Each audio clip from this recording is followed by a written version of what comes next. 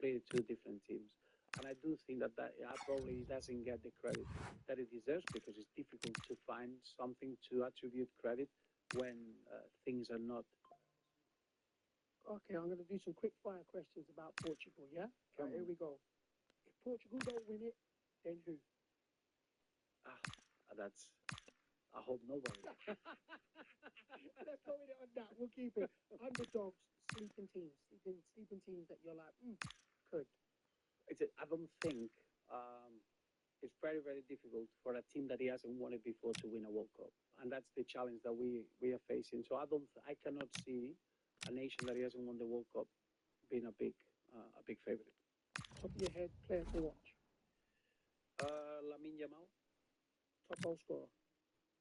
I hope it's a Portuguese. Young player in the tournament. Again, João Neves. At this moment now, who do you think is the most complete player going into the World Cup? Difficult question.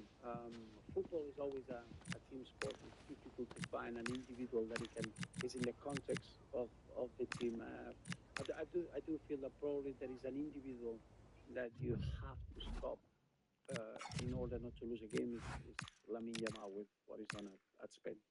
If you could call up any past player to the Portugal team, who would it be? Could be Eusebio, could be Pepe. They're the only two I know.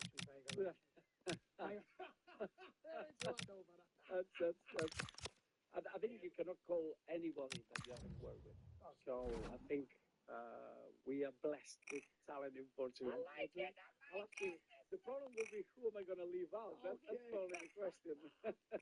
All right, Bob, let's talk about legacy.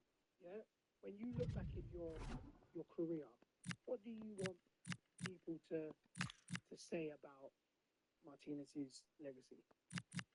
Probably that he was clear in his ideas. There are many times that as coaches, when you lose 3 games, you try to change your ideas and you try to go through your job being a bit more pragmatic or taking less risk. I want to believe that the ideas that I had as a young coach at the age of 33 when I arrived at Swansea, the ideas are the same. Now you have to adjust to how to achieve that, how to use the players that you have. But I hope that the idea is that somebody that he was brave enough to execute his ideas. He wanted just to have the talent of the individuals to achieve a global dream, and then it's obviously the memories that they were created in that period. I'm glad you said that. See.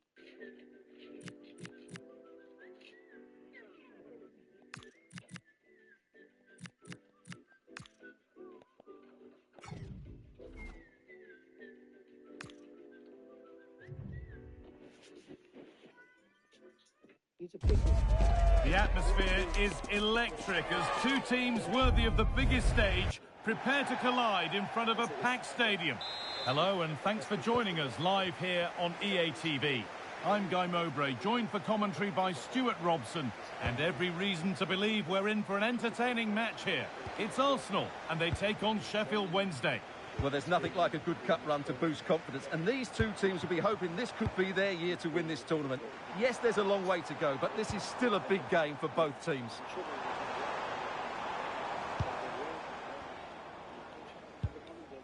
You know, there's just something about this fixture that brings out the best of his... Oh, real opportunity! Still under threat here. Unbelievable reflex save. Well, that's what you want from your keeper. Stops like that.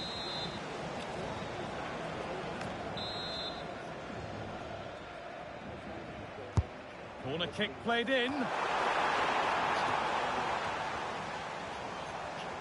They've given it away here.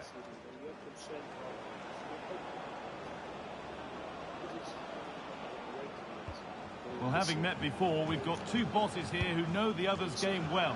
Yeah, it's going to be absorbing to see whose game plan gets control of this match. Making decent progress here.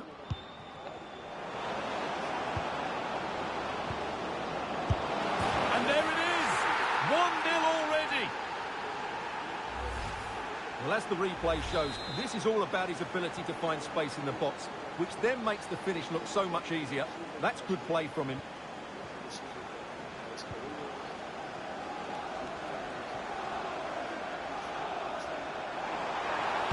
Now, can someone attack this? A move that had much promise, but it's a promise broken.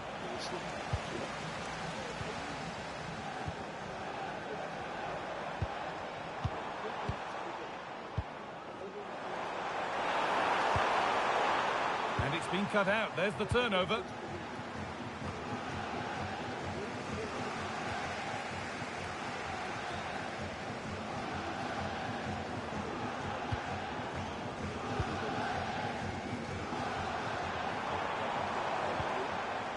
Will all this patience produce an equaliser?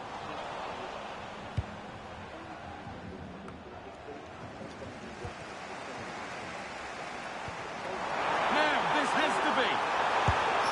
And that is a wonderful opportunity wasted. And should have done better there.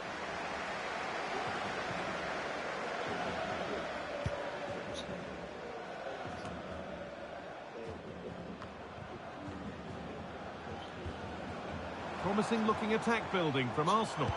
Well, it looked promising, but only up to a point.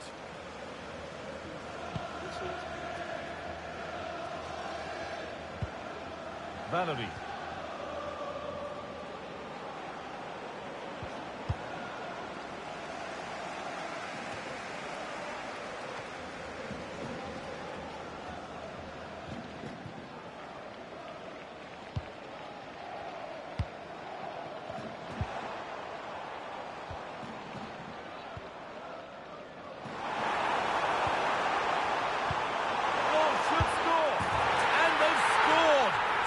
Best no longer. It's level again.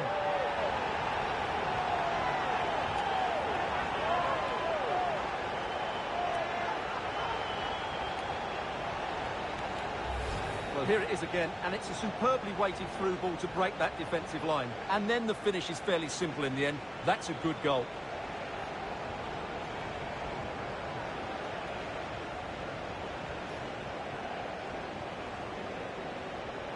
Well, that picture says it all. His team are back in the game now.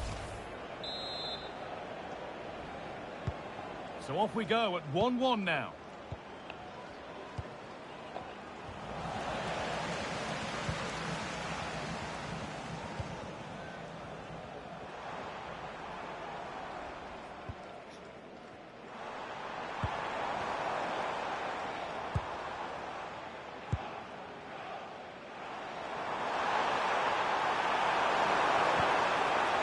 Waiting for the moment to break through. And that's been cleared away. Well, that's a good decision. It just buys his team a breather here.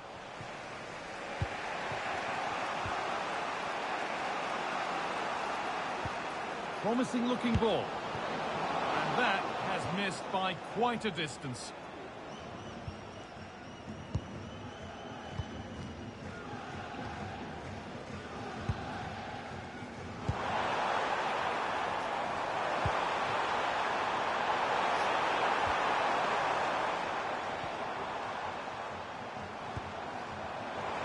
Chance here. Oh, a flawless tackle. And that'll do it. The end of the first 45 minutes here.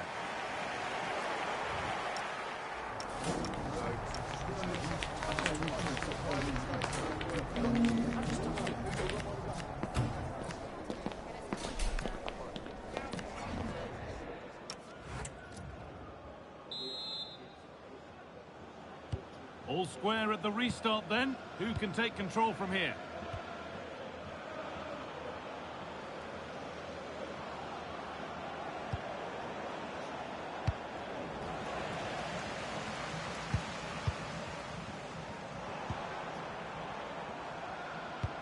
Oh, excellent vision.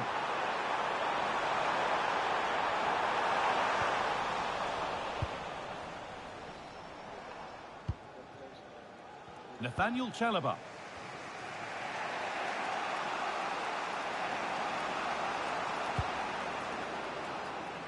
Well, Well, the transfer everybody's been talking about has now been confirmed, so the will they or won't they discussions can now end. Yeah, I like the look of him. I think it's a good move for both him and the club. Let's hope he makes an impact fairly quickly.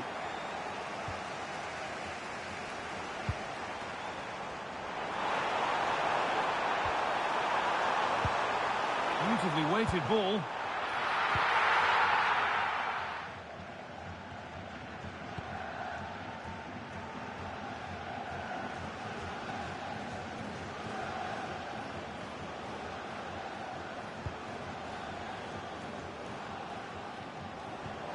Pass as precise as they come, and ready for it coming his way.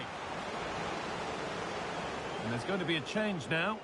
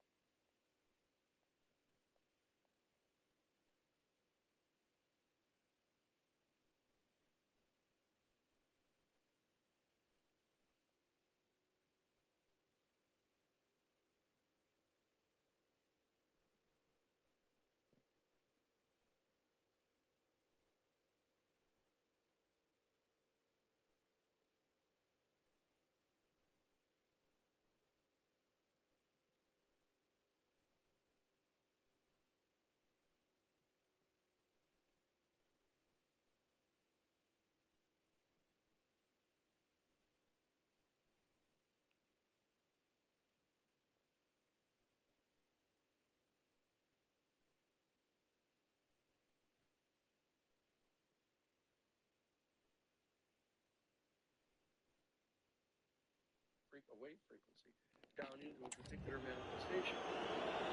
And if there is amplification directed to the next 10 billionth of a microsecond of it manifesting in a particular choice,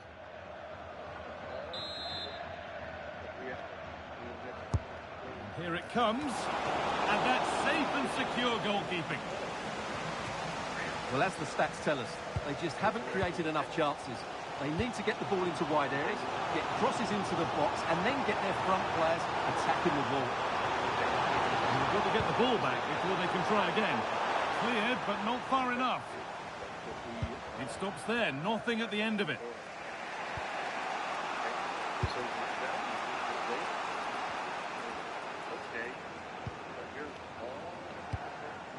Nathaniel Chalobah. That's a bad one, and he knows it. Starcraft being in the Milky Way galaxy instead of here, where we are. And they've discovered some kind of technology called psionic assist that can ramp up the psychic capacities of a sentient being into the point where they can actually cause the double slit experiment to have it condense into this reality instead of this previous reality. And so that you've got a starship in a particular star system in our galaxy, and they project the reality out of the tens of billions of alternative realities that exist in the other dimension. And they can bring it into material manifestation in our own solar system. So these extraterrestrials, potentially by using psychic intention, can basically manipulate our reality. And their reality, the reality itself, so that they can transport a craft from a point in the galaxy 50 billion light years away to manifest right inside our own solar system. Because it's the double slit experiment. Now, why would they do that? Like, if their intention, hypothetically, is to prevent nuclear war or to advocate for environmentalism or whatever the people have speculated that the intention for these beings to be here is, why would they manifest reality to move craft rather than to manifest reality to make it such that Oppenheimer doesn't develop this nuclear capability? Because that is a much more complex thing in the midst of the flow of people engaging in particular actions and making particular decisions at any given one time. The things that you would have to alter, the number of things you'd have to alter in order to have that happen. are so multifarious at that point. But what they do is, it appears that what they're doing is they're and they're collecting. They're doing collecting samples. So they're collecting floor and they're collecting genetic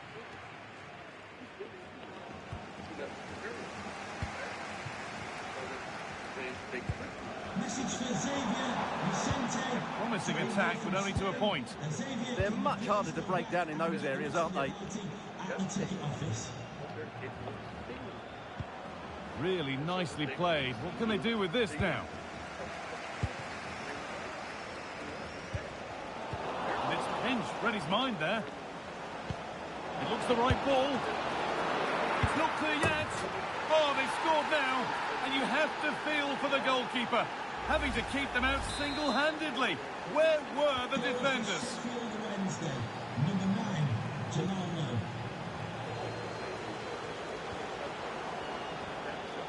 This looks a promising move from Arsenal. And he's in now. On the wrong side of the defence, offside. And here comes a change.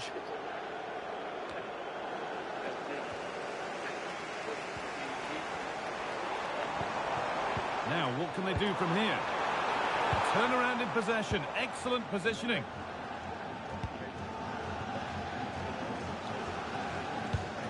Could turn out to be a really good ball.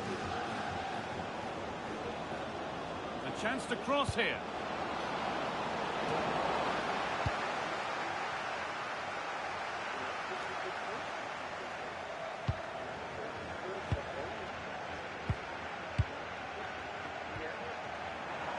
It only takes a second to score a goal, and there are still 5 minutes to go. Getting to that stage where it has to happen for them. Oh, it's a penalty. What a moment. A late chance here to level it. It's going to be a booking as well. Well, he's absolutely right. It's a penalty and a yellow card.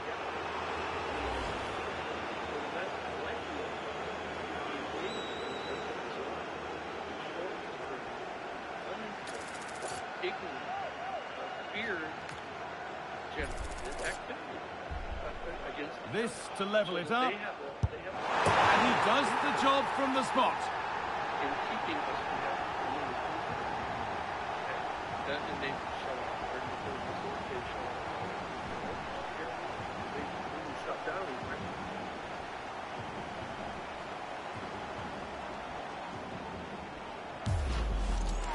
Well, it's all about guessing for the keeper, but on this occasion, unfortunately, he didn't get it right.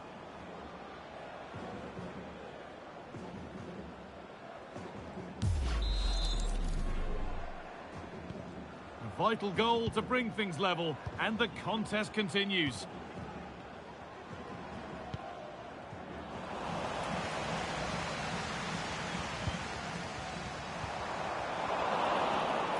Closed it down well. Ingelsson. In a handy position now for a late winner.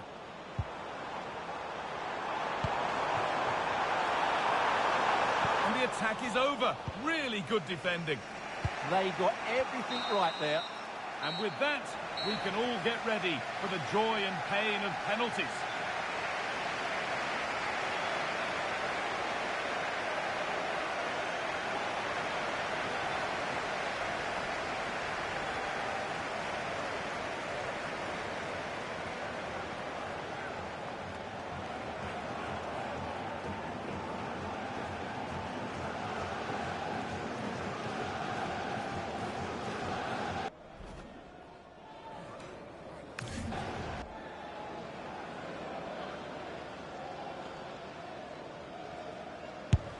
And the chance has been spurned. The penalty saved.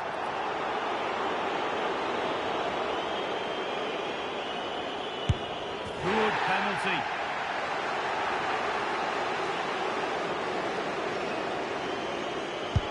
And he can turn away, having done his bit.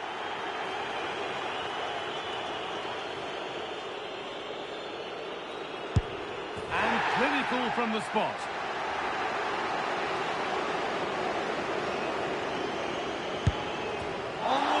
the post. Can you believe it?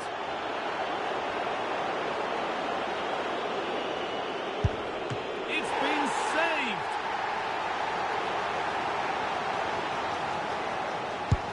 It's in. No messing.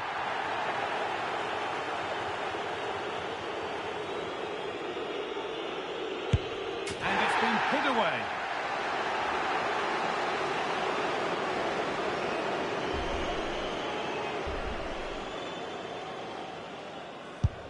Good penalty.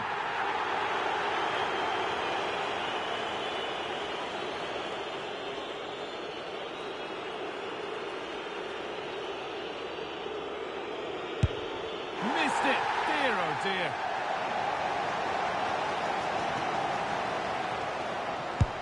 And he can turn away having done his bit.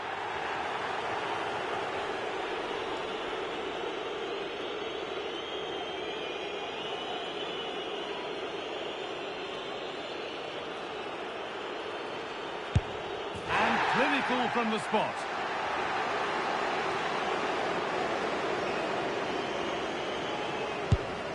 Scores. Didn't need to find the corner.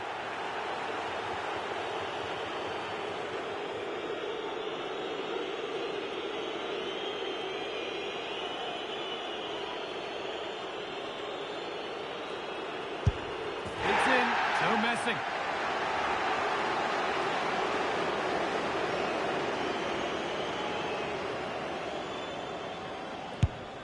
Saved. No better feeling for a goalkeeper.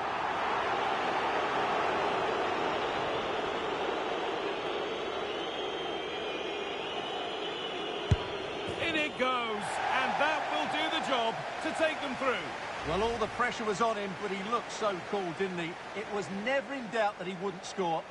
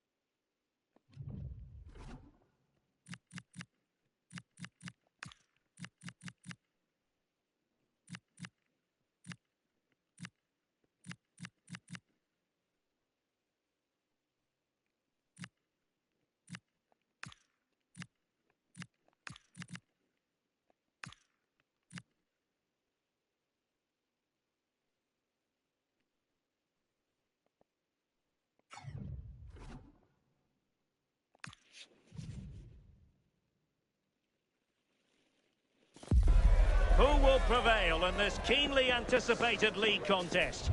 Two teams of considerable aptitude, ready to entertain the fans inside the stadium as well as around the world. And welcome to a game that really should have pulses racing. Every reason to believe this will be enthralling. My name is Derek Ray, and sitting next to me, ready to provide all the tactical and technical analysis, is the former England attacker, Sue Smith. And we're on the cusp of bringing you live action from one of the most exciting leagues in Europe, the Championship. It's Arsenal, and they face Sunderland. Well, the home fans are in fine voice, and rightly so after the result on match day 1. They worked so hard to get the points last time out. I'm sure they're delighted with the result, but they've got to take that performance into the game today. Oh, tremendous vision.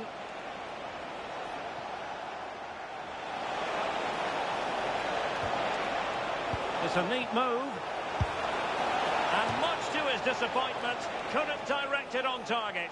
Oh, they should have taken the lead there, and what a good start that would have been. Hale.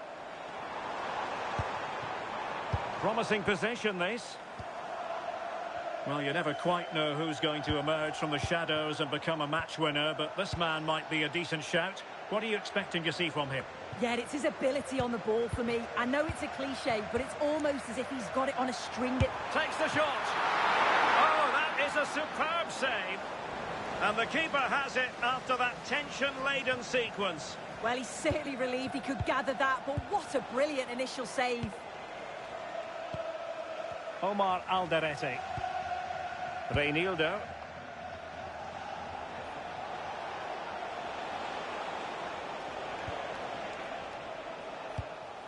Enzo Lefebvre. And moving it forward. Well, disappointing end to the move.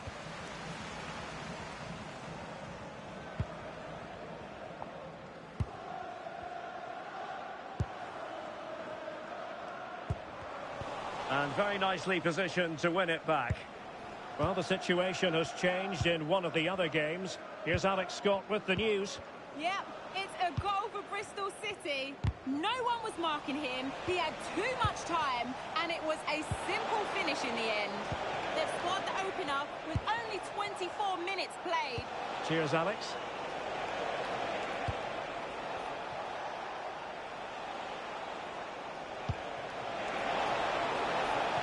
Can they take the lead? Really well positioned. Yeah, snuffed out nicely.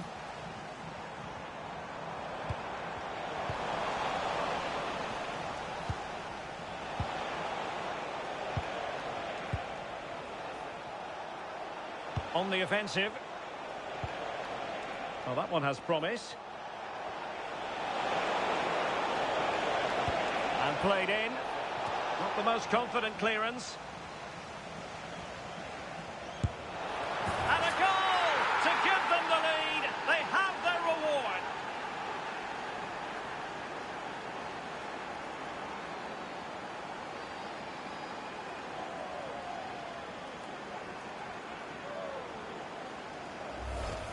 Well, here we can see it again. It's just sloppy defending. They've switched off at the back and don't stay with the players.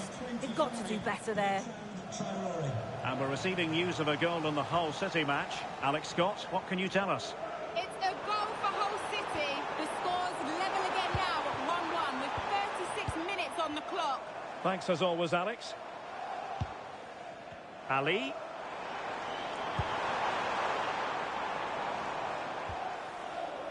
Hale.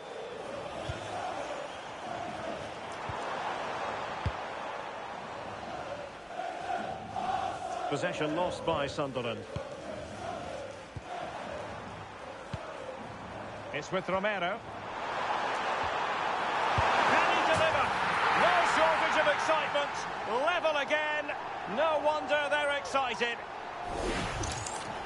Well, here's the replay, and it's a good finish, but you've got to praise the pressing from the front. It's relentless, and once they nicked the ball, they weren't going to miss from there.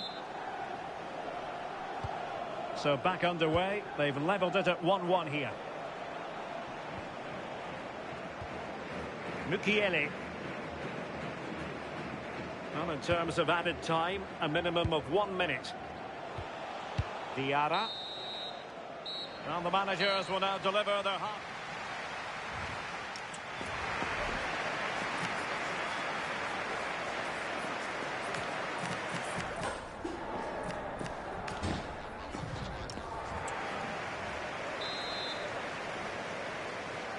So back at it into the second half, and who's to say how this is going to end up?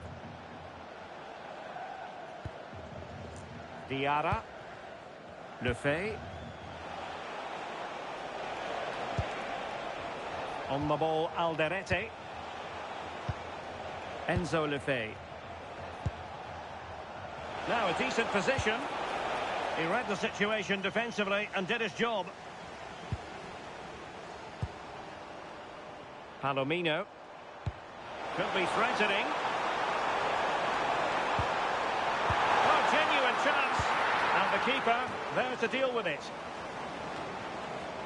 Well, there's been so much talk about a potential transfer, but it's potential no more. It's fact. Yeah, I think it's exciting, isn't it? A transfer I'm sure the fans will be pleased with. He'll certainly be looking to start well and show... Fancies it. Oh, got everything behind it. They will now make use of their substitutes bench.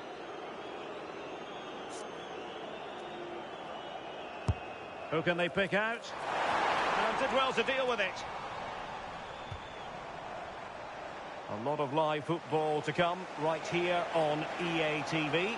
And I very much hope you can join us for this game. Well, it's one I'm looking forward to. Hopefully we'll get a competitive match.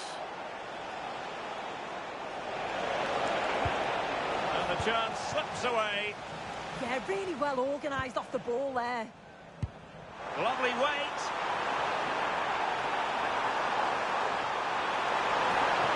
Real chance. Well, the keeper reacted magnificently.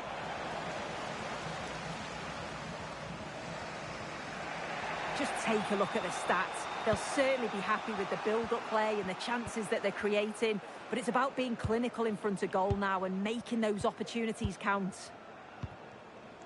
And the ball in the net at Bramall Lane, I believe. Let's get details from Alex. Yeah, it's a goal for Sheffield United. The goalkeeper will be looking at himself on that one. He was totally out of position, and it was an easy finish. They're back in this now with 66 minutes played. Thank you, Alex. Who are celebrating the wedding anniversary. Omar Alderete. And Eileen. Diarra. Nordi Mukiele. Well, more championship action for you to look forward to on EA TV. It's Sunderland taking on Birmingham City. Can they deliver here? Can they forge ahead? Well, it was caught nicely enough, but the fact of the matter is it wasn't.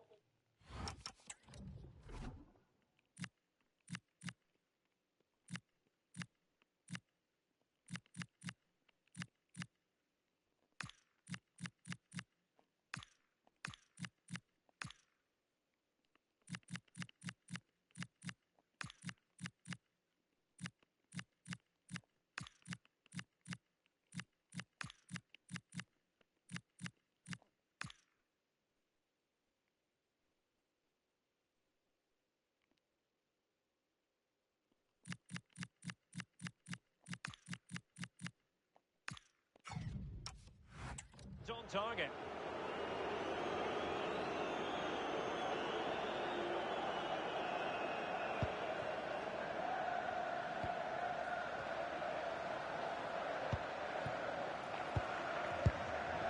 Barrera.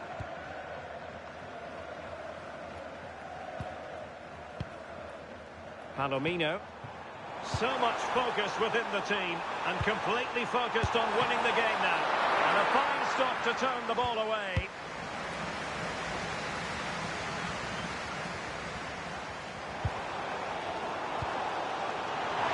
Can they forge ahead?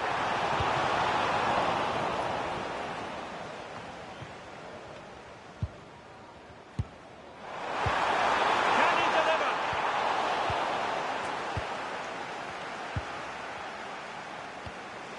Reinildo. And a goal has gone in one of the other matches. Alex Scott will tell us more. It's a second goal for Bristol City. They're ahead by 2 now with 85 minutes played. Cheers, Alex. And a substitution in the offing. Palomino.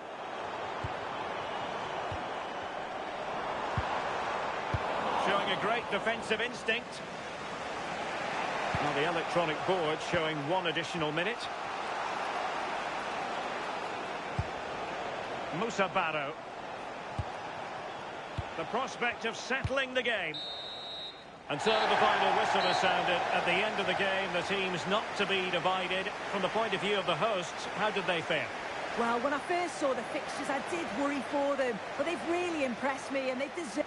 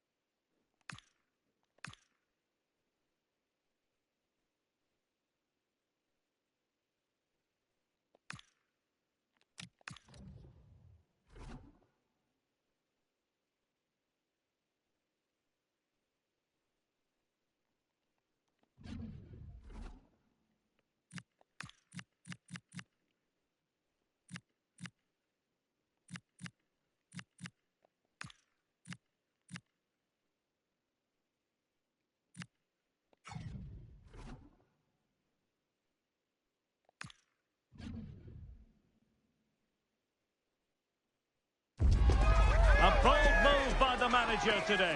It takes guts to leave out a star player, a big name. Will the risk pay off? And this is the scene here at the Cardiff City Stadium. I'm Derek Ray, your match commentator, and alongside providing all the tactical and technical analysis, it's Stuart Robson. I'm looking forward to bringing you the cut and thrust of the championship.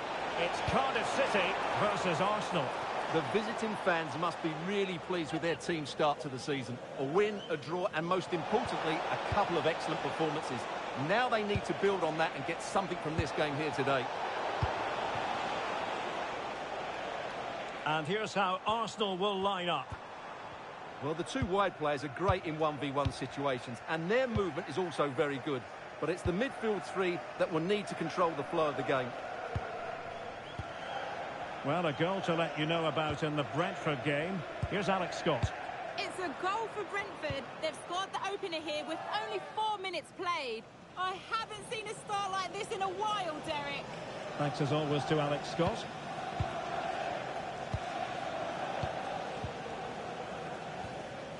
Ryan Wintle. Perry Ing has it. If there's John Scott in the stadium. stadium King. team, please make yourself known to the nearest steward. On to Tanner. Ing. Ryan Wintle. Well, it's a textbook example of dynamic passing. And they keep it moving. Wintle. Well, that one has promise.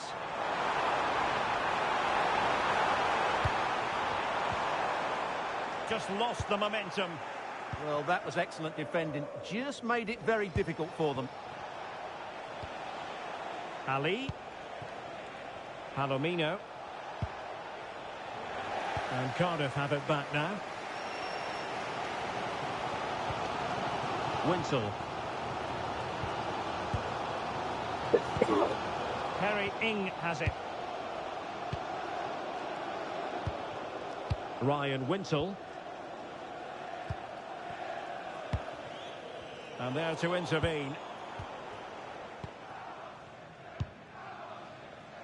Yusuf Abdurisag. Moving the ball nicely, but can they forge ahead? And the flag does go up, offside.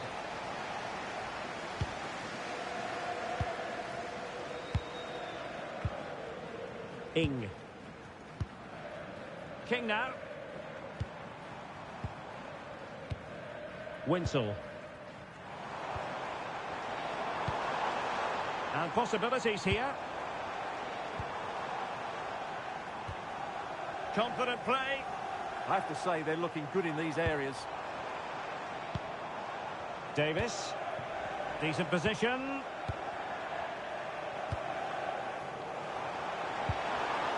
Intelligent defending. Well, he's certainly not alone. Chance to put them in front. Well, still a threat. And buying them time.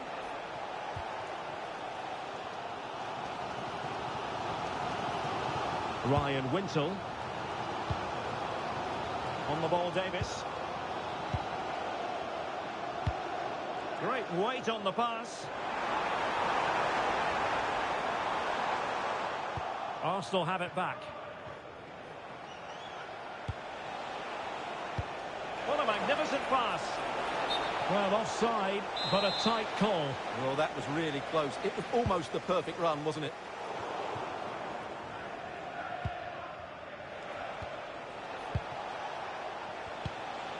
Ali. Oh, that's splendid play. Well, an opportunity here for them to get their noses in front from the corner.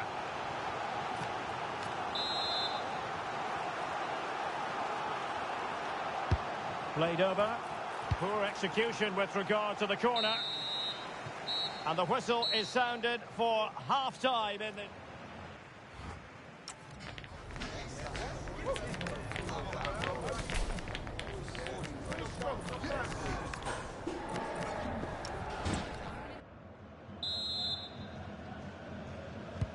Second half begins with room for improvement on multiple fronts.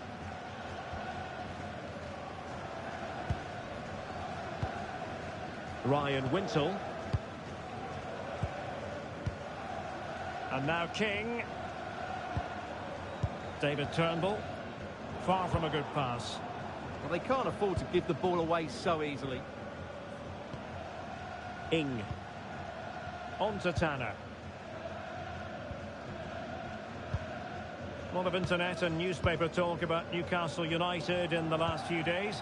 Well, we need to talk no more, or wonder about it no more, because the transfer's gone through. Well, the reported fee is around £20 million, and for that kind of money, I think it'd be a good signing. He'll certainly improve their squad. Plenty of support here.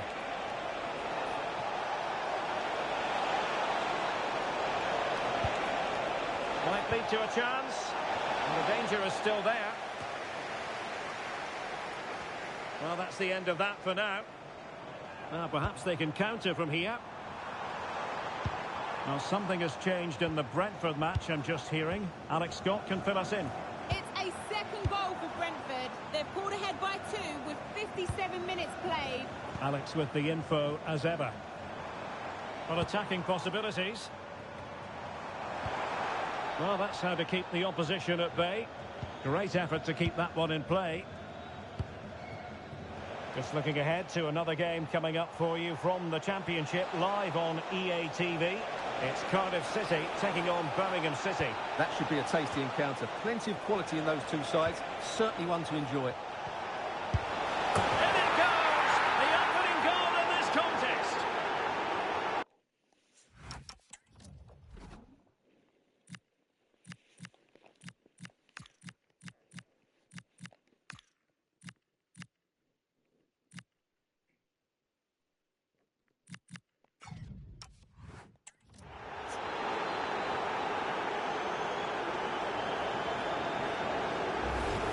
Well, just look how he holds off the defender. He keeps his balance and he still hits the target.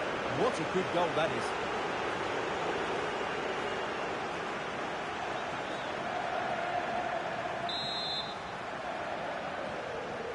So underway again here, and with that goal, the game might have a different energy about it. Winsel. Turnbull. Well, no shortage of live action coming your way right here on EA TV. And Stuart and I looking forward to being with you for this match. I'm really looking forward to that. Two entertaining teams in what should be a really feisty affair. Right, something has happened in the QPR game. Here with the details, as always, is Alex. It's a goal for QPR. You could see he knew what he wanted to do as he stepped up to take that free kick because it was executed superbly. Oh, wait a minute, could be in here. No hiding from the...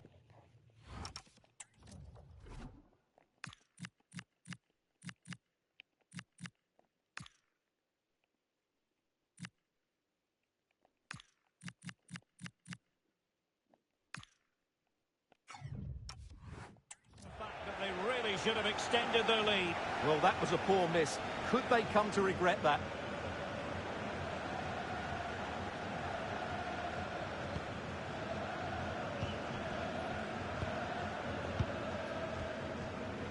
David Turnbull. On to Robertson.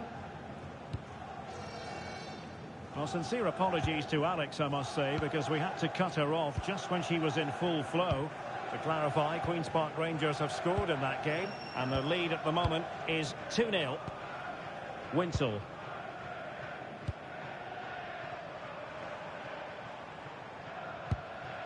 Late in the game here, and they know what they've got to do. Hale. Can he find the right pass?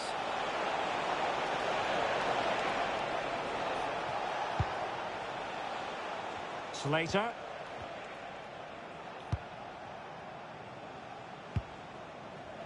Ali. Well, we've entered the final 5 minutes. Arsenal with the lead, and it really is all about avoiding any silly accidents. Well, it's been a tight game, but I think they've been the better team. They've just had that little bit more quality, certainly in attack, and of course they've been well organised at the back. They just need to see this through now. The referee has decided there will be just 1 minute of added time. Ryan Winsel. Well, there goes the final whistle, and it's all gone to plan for the visiting fans. 3 points for them. Well, it's been a very good start for them, and today they showed what a well-organised side they are. Can they just keep it going now? That's the big question. They certainly look confident. His performance in this particular game will have impressed many people, Stuart. Well, I enjoyed watching him today. His work rates...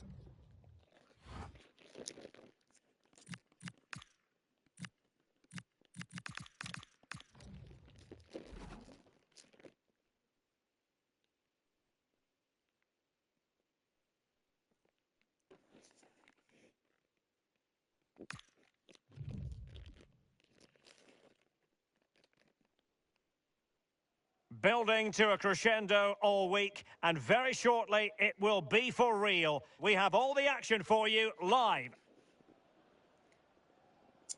Hello, it's great to be with you, and no problems at all on the weather front as we get ready for this match.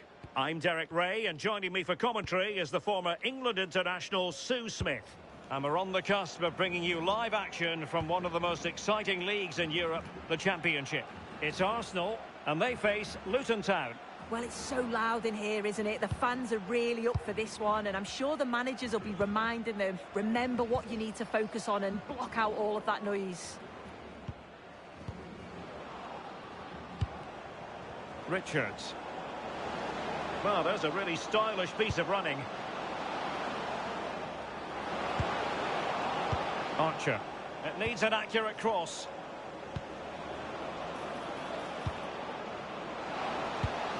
Can he put it away? Oh, chance taken! There is opportunism for you, but a disappointed goalkeeper. As the replay shows, the goalkeeper does everything he can. He's a bit unfortunate it goes in, but question marks have to be asked of his defence. They could have certainly helped him out. And news of a goal in the Hull City match. Let's get the information from Alex. It's a goal for Hull City. It's now 1-0 with 12 minutes on the clock. Alex, thank you very much. Moving the ball nicely. Yeah, great movement, isn't it? Arsenal pushing forward with options available. That's a good ball.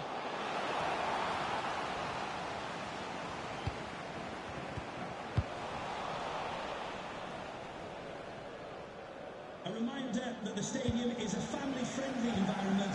And good idea. Just needs to steady himself. Thank you for your cooperation.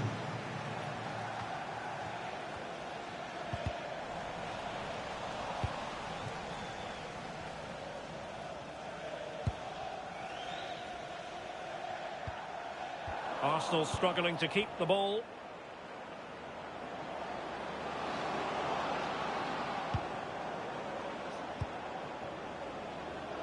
Archer. And a chance to whip it in here. Oh, big moment! Oh, superb reflexes!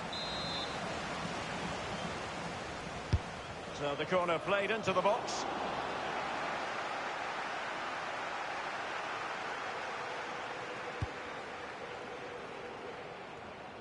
Romero in possession.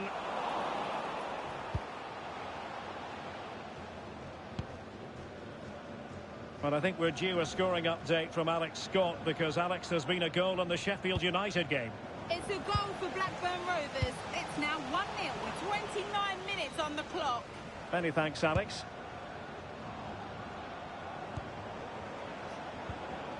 Decent position. On to Walsh. And with that, the attack fizzles out.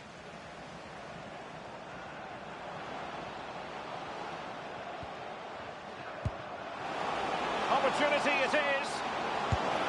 Well, the sheer audacity to chip it like that.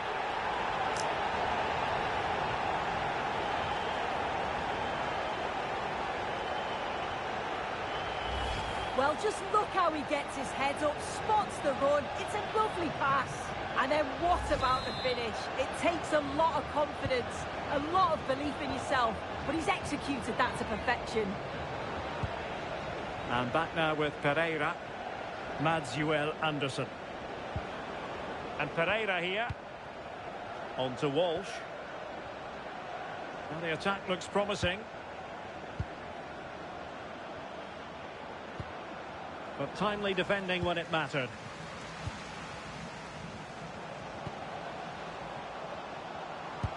Brilliant pass.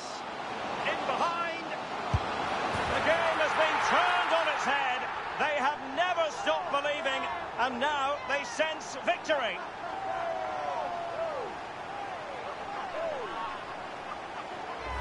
Well, here it is again, and it's a lovely ball in behind, but then he's still got to finish it. He just looks the keeper in the eye. He's able to slip it past him. It's a really nice goal.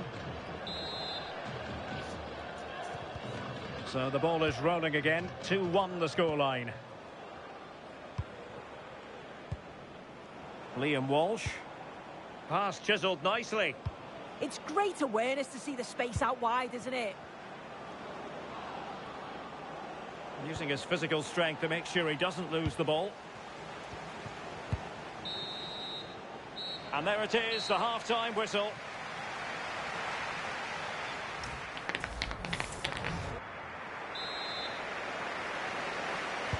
Well, they've got things going again here, and I wonder what kind of second half we have in store for us.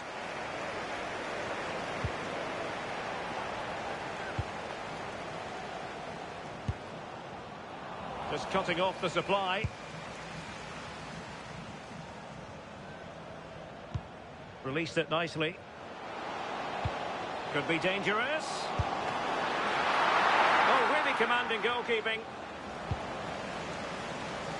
Well, I'm hearing the referee has pointed to the penalty spot in one of the other games. Let's hear more about it from Alex. Yeah, Hull City were awarded the penalty, and it was a great save by the goalkeeper, bottom corner.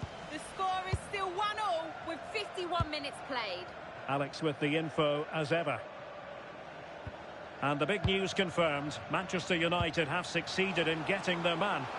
Well, it's not a bad bit of business, is it? Somewhere in the region of £35 million, and you know he's going to bring... Oh, Sue, this looks promising. And a goal to really bolster...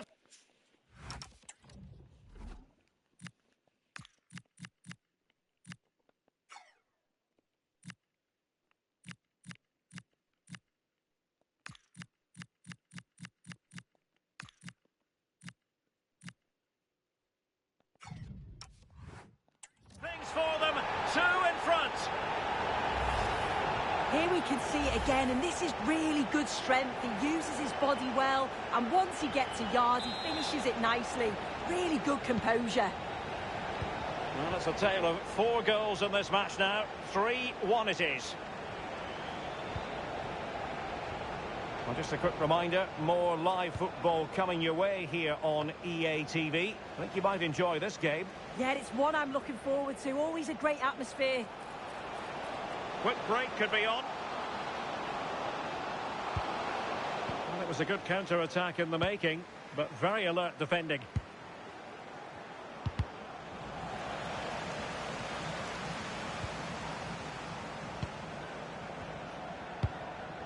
It's with Pereira. Liam Walsh.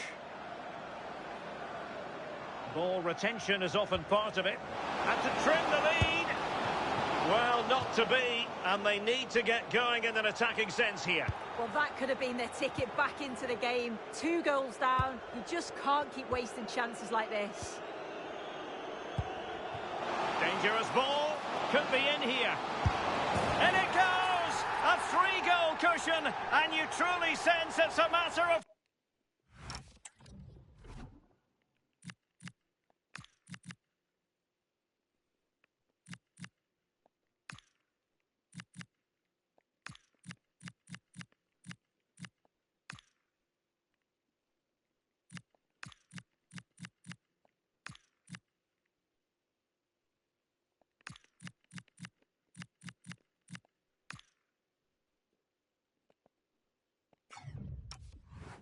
How many?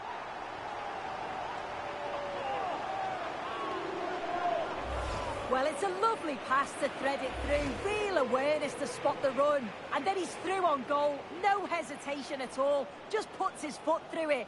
Rifles it past the keeper. It's a cracking finish. Well, on they go again. Arsenal very much in charge. It's turning into a right old thrashing. Right, from what I'm hearing, there's been a goal in the Hull City match. That means we join Alex for the details. Yeah, second one for Hull City. The free kick was well executed, but it had a big deflection and it's gone in off the wall. They've pulled one back with 71 minutes played. The fans are in good spirits, Derek. Cheers, Alex.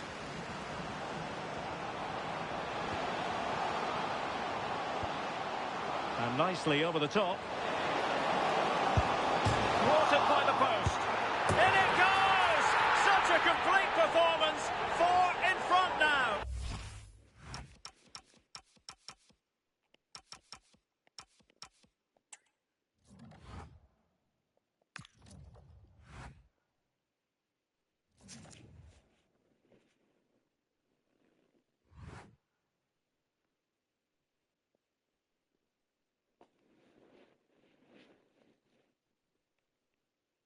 our carrier groups, leaving them completely helpless out in the middle of the no propulsion, no anything, no communication capacity.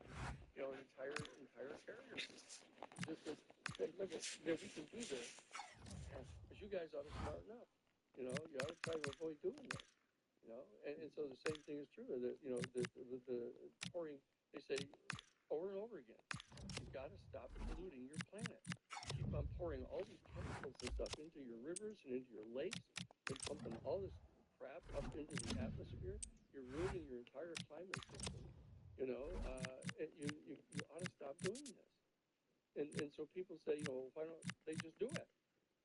Why don't they just stop? And it reminds me that I remember that Lou Elizondo and I had just come from one of the meetings with the Inspector General in the Defense Department, right? And we went to this little restaurant that was closed, but Lou or somebody knew who the people were, so we were all alone. And there were some other guys that were from ATIP, some of the staff that were there. And we were sitting at the table, and one of the guys said, why don't they just come down and stop the people from doing these awful things? And I said, really, you got to remember, there's a famous story about this little boy who loved butterflies, and he collected all kinds of different butterflies. And he had out in his backyard, he had this great big mesh net with all the butterflies flying around inside it and stuff. And he wanted to find a perfect specimen of a monarch butterfly. And he finally found this cocoon of a monarch butterfly. Perfect cocoon. He brings it back home. He puts it in this little box with cotton in it. And he puts little lights on it to keep it warm. And he's watching it, observing it, waiting for it kind of to go through this metamorphosis. And finally, it gets to the point where the butterfly is trying to break out of the cocoon. And it's struggling and struggling against the cocoon. And it finally breaks out of the cocoon. And it's struggling against this last silken thread of the cocoon. And it's pushing and flapping his wings and flopping all over the place. And the little boy's watching it and watching it. And he starts to feel really sorry for this butterfly. So he goes and gets a little pair of scissors and he snips the last little silken thread. And the butterfly comes loose.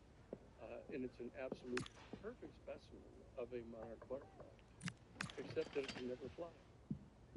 Because it turns out that it was struggling against that last silken thread, that it had to develop the muscle structure that enabled it to fly. Here's a solution that goes to a professional, established business and helps you manage your workload effectively. Get a landline for your mobile, supercharged with a load of free features you'll never look back. Thousands of UK businesses are already using mobile landlines to increase their leads and growth.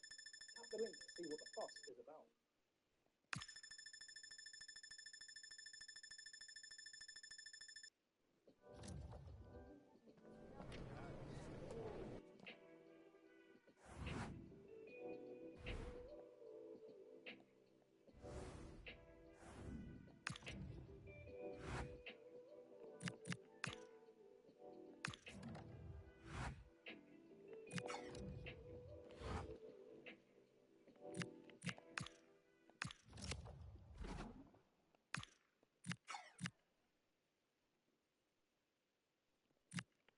And so that's what's happening here, is that they're watching us, monitoring us, waiting for us to develop, the kind of muscle structure and the kind of moral fabric that we have to be trusted to come into community with them.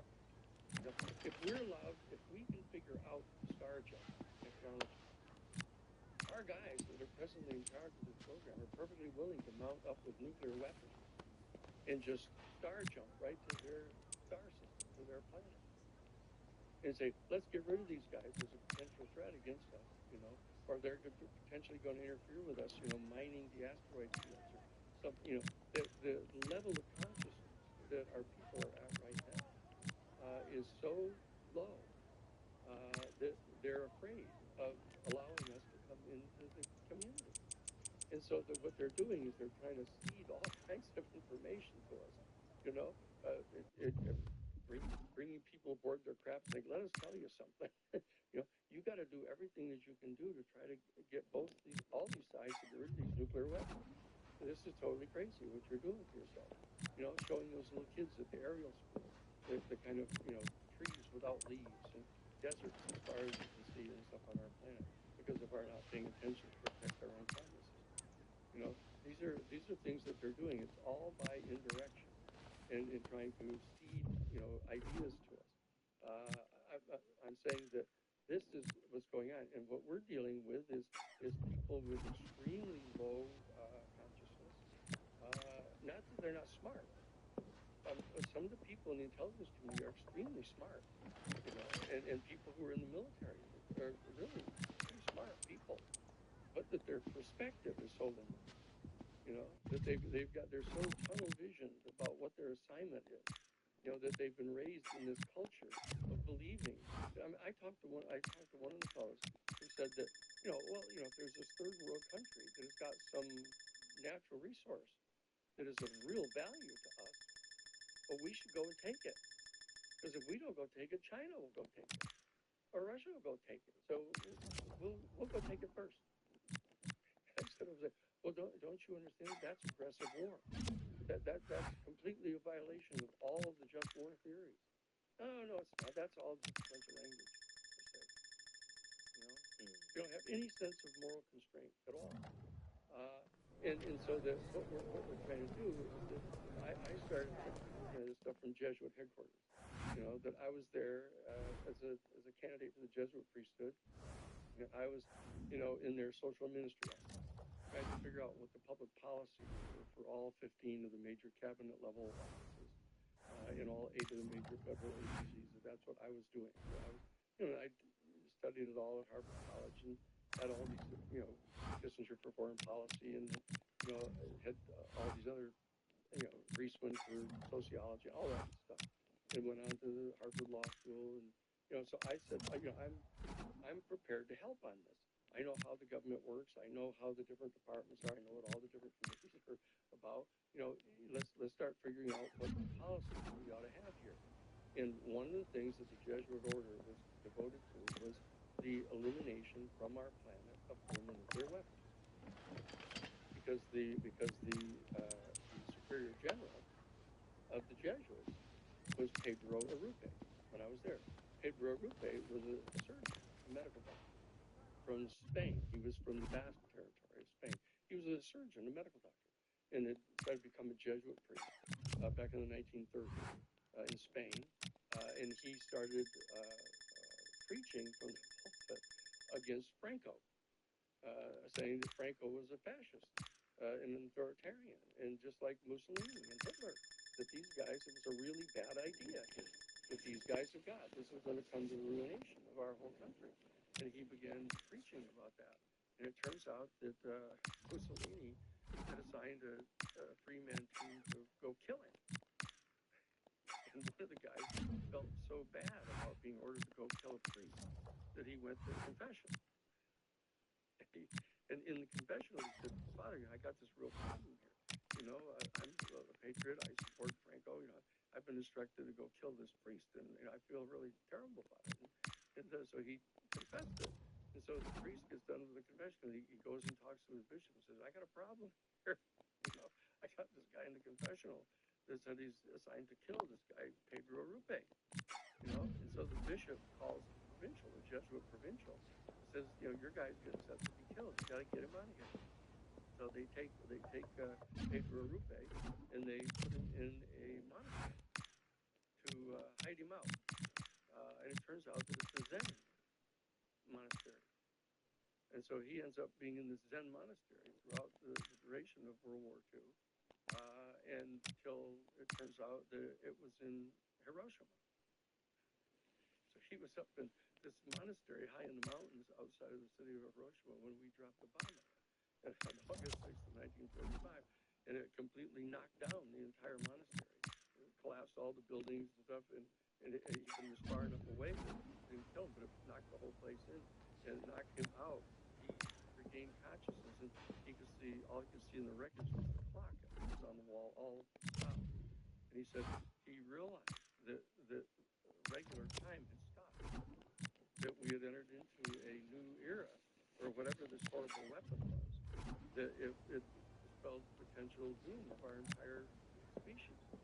And he climbed out of the rubble and organized all the other monks to go down into the city of Hiroshima and led the people people out from under the mushroom cloud before it all came and fell down on everybody else and poisoned everybody. And he led these people up into the mountains in tents and as a medical doctor, surgeon, and then devoted himself to trying to get rid of nuclear weapons.